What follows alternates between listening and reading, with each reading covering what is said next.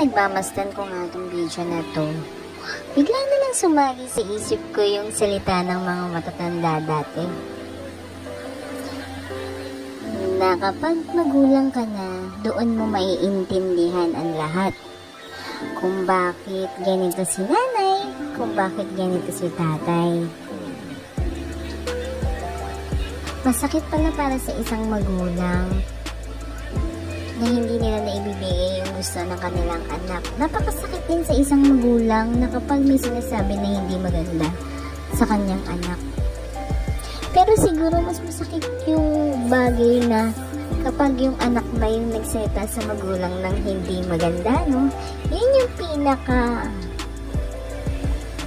masakit na nararamdaman ng isang magulang.